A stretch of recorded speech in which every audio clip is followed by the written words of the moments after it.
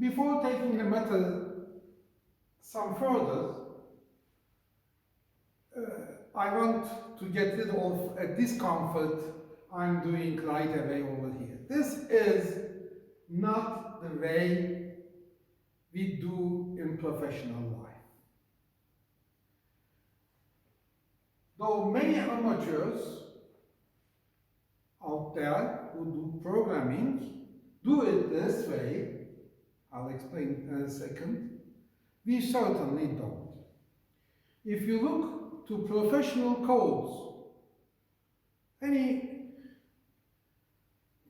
GNU licensed code, for example, the part of the Unix operating system, you will see that structures are used, but very rarely the use of this dot exists. We don't do it like that. The idea is this. You define a structure, and your whole program starts, your algorithm starts depending on the very structure that you have defined. A small change in there would corrupt everything. Just remember the previous student exam. There was a midterm and a final. Now, your boss comes and says, what midterm and final? Forget about them, make them exam to an integer of 2 elements. Now you have to go and find every single instance where you have used midterm,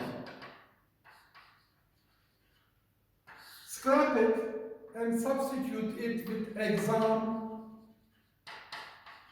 0. This is a very simple example. You could say that's not a big deal.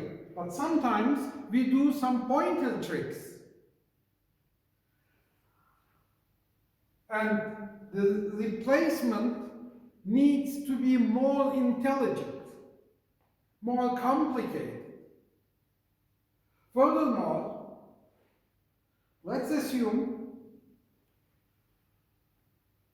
you were responsible of a student administration program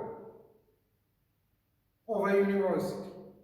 So you start thinking, what is a student? The previous example was about a lecture. This time it is much more about all its courses, its letter grades, what has it taken in some semester, female or male. So lots of name, surname, gender, then maybe military status,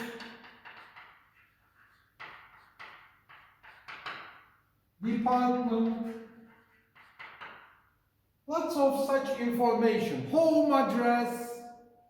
I can think of, let's say, 30 to 40 subfields that would go in here. And you write it down. You start writing your program, input screen, output screen, forms, etc., etc. Then your boss comes and says, oh, what did you do, Mr. Ucholuk?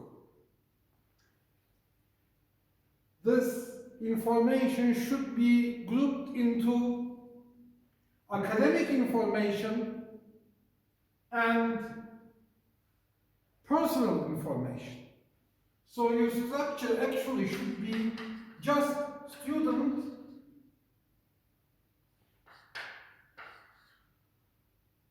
structure,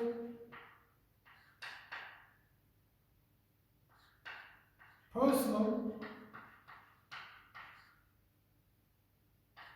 P, and structure academic area, right? That should be a student, not so linear. And structured personal should be defined separately as structured personal, having name, surname, gender, etc., and grades should be pushed into the academic. Oh, now you are again in trouble. Find all of these individual usages, separate them,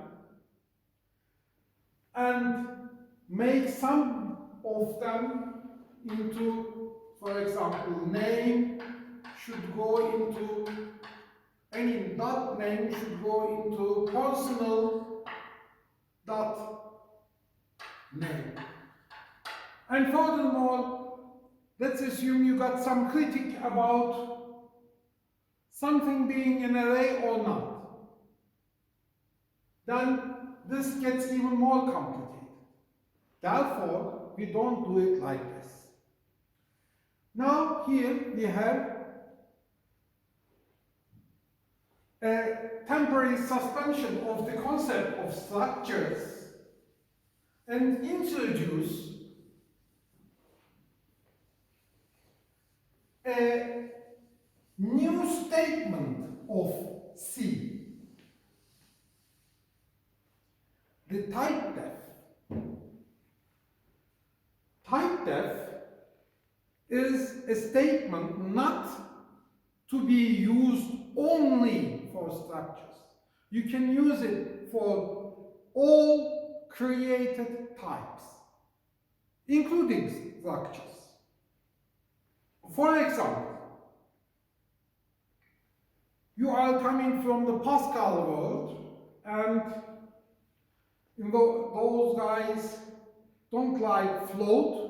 They are used to the keyword real. So they define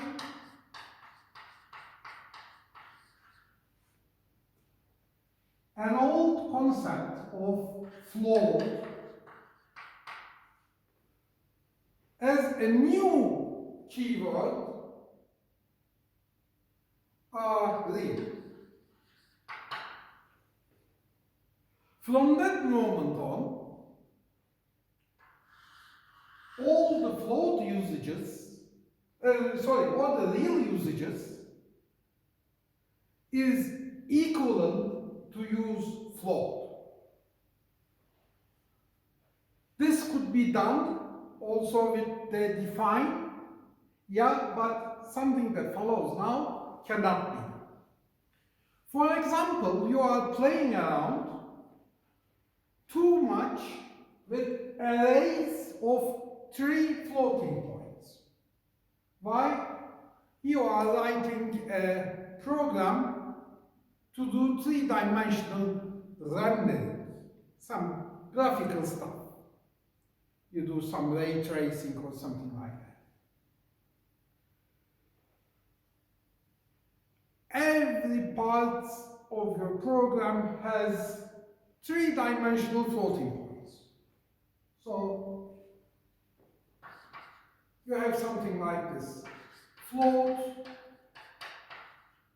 camera, position, 3, comma, what else?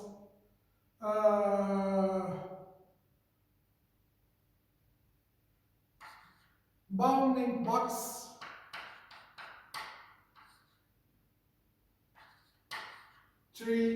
bounding box, left, 3, bounding box, right, 3. Everywhere, all of your program is scattered with floating point, something 3-dimensional. And you get bored of it. Instead of that, you write type def. The old type was a floating point.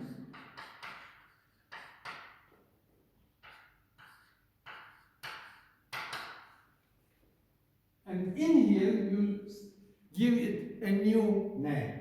Let's say coord. From that moment on, instead of this, in addition to this, you can write coord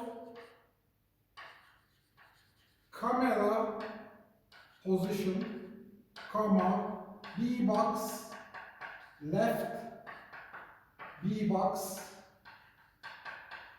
right. As you see, coord became a new type which I can literally express as a three-dimensional floating point array. What is called three-dimensional floating point array? Now, the key in here is type def, old usage,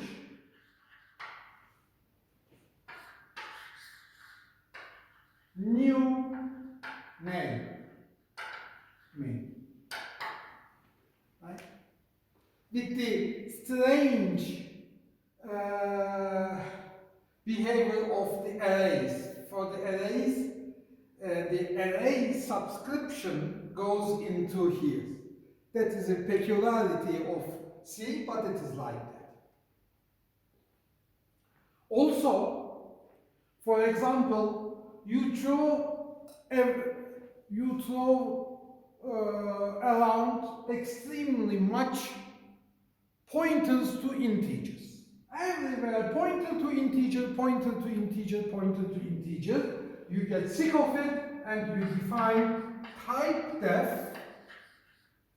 The former is the former usage, the old usage is integer pointer.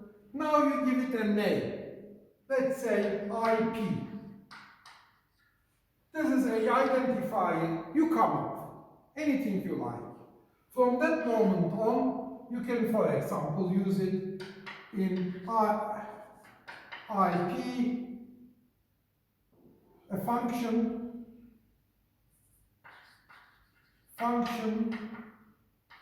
returns IP, takes IP as an array of IP x of 3. This is exactly equivalent to like integer pointers function. This function returns the integer pointers, takes the integer pointer s in, and an array of integer pointers that I name x integer pointer x 3. These are equivalent. Now, having learned this, now make this new statement to a use in structure renaming. I erase this for a second. So, remember the complex of above.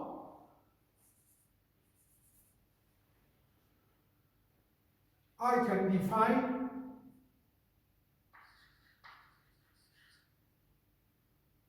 type def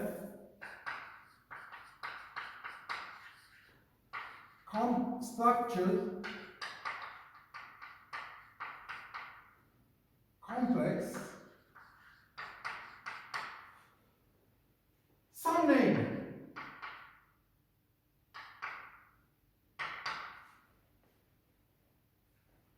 From that on, I have the right to use, instead of structure complex, CPX. My function coded above would become CPX complex add CPX Z1, CPX Z2. Much better, isn't it? And our local would be a CPX result. Perfect. With ANSI C, not Kroneman's richest C, that it was forbidden, but in ANSI C, it is allowed to use this keyword in here. That's something nice. So now we are allowed to use here complex. And of course, this would become then complex, all becomes complex.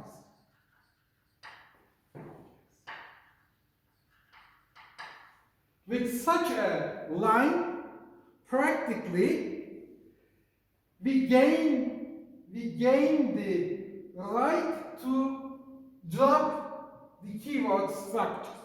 Practically means this. Instead of structure complex, I can write simply complex. Much more cool. Okay, that was the first step, the first leg of the professionality. So we give names to our structures. We will see that very much pointers to certain structures are extremely much used. Not the structures themselves, but pointers. So typedef also gives you the right to name pointer types. You can create a structure as well as a pointer to a structure. For example, in this case, if we would throw around complex pointers extensively, then I could have,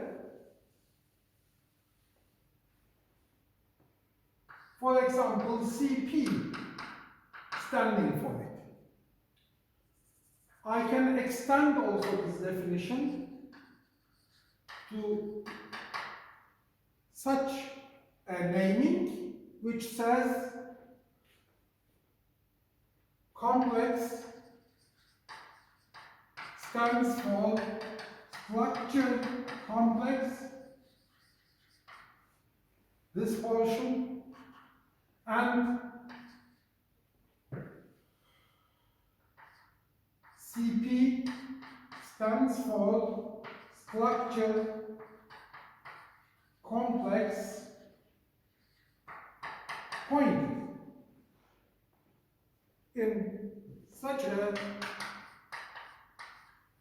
In this type definition, you introduce two new types, complex and CP.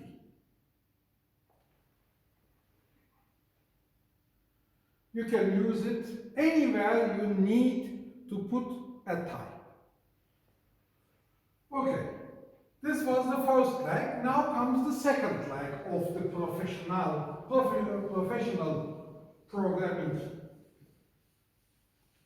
with structures. To get rid of the dangers and deficiencies of possible restructuring of the structure, you access the subfield not by the dot notation, but defines them. Define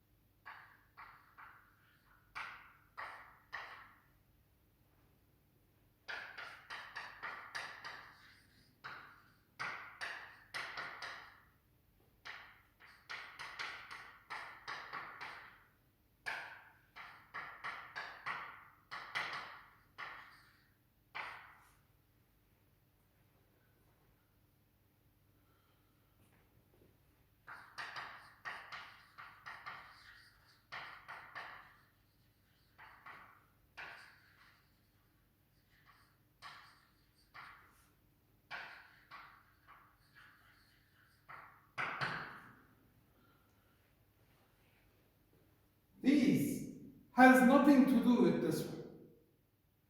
Those are different concepts. But in structured definition in a professional program, you, in conjunction with the complex definition, structured, complex, float,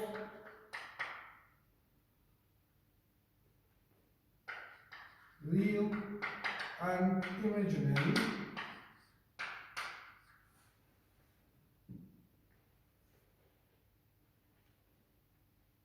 to deal with it, actually, this would be sufficient. But it is too much structured keyword repetition, and you can get rid of that struct keyword by defining a type def and a possible against the possible, to protect yourself against the possible internal structure redefinition. The redefinition of in here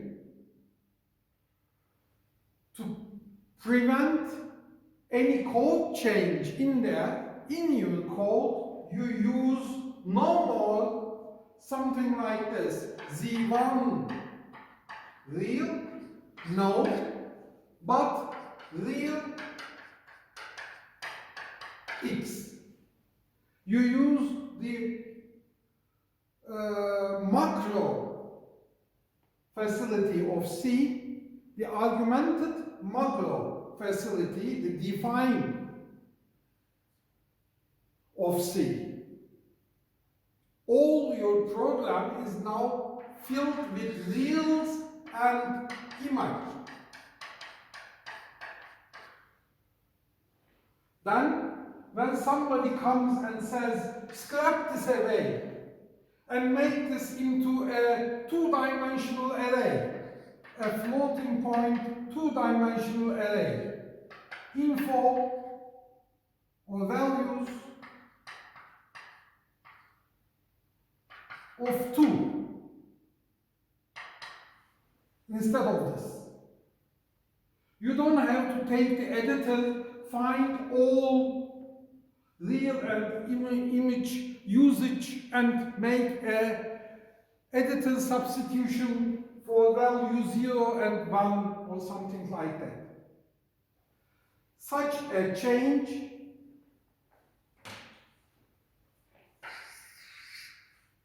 will not change anything over here, but here you will simply say the subfield is named value, the real is sitting in, let's say, 0,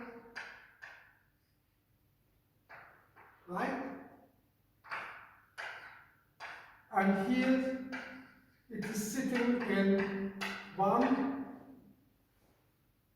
Because all your code is written in real and image terms, you don't change anything in your program, simply recompile it and it works. Very efficient. It some sort of introduces you a higher level in there. So, almost always, whenever you define a structure, define as many as define statement as there exist subfields. For each subfield, define a define. Right? Do this. And also, it is quite wise to define a type def for the structure. This is so much used, the type def is so much used, that we combine it into a single statement where we introduce the structure also. This is very common, very professional. Here is the example. remember the complex definition here. So here I will define the structure, so the moment I define it, it becomes old, and then I will give a new name to it, complex.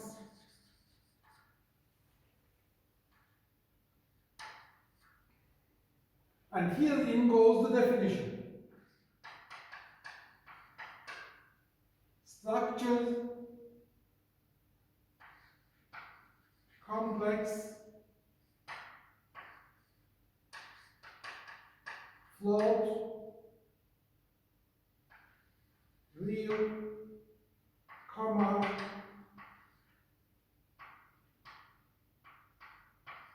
curly brace closed, and complex. Line, line. This brings the definition of structure and a type definition in a single statement. This is extremely much used. Oh, sorry, type def structure. Yeah, so, only type def. Yes. Type def, old, and new. Usually, this is put in the top line. This is put over here, intended, and then comes the complex, and then the semicolon.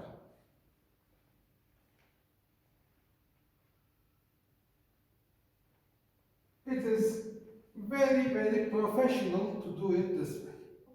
This today completes our lectures. In our next lectures, we will go through several examples, and we will also make a nice usage of structures plus pointers and create our first dynamic data structure, namely the linked list. It will be a nice and long lecture.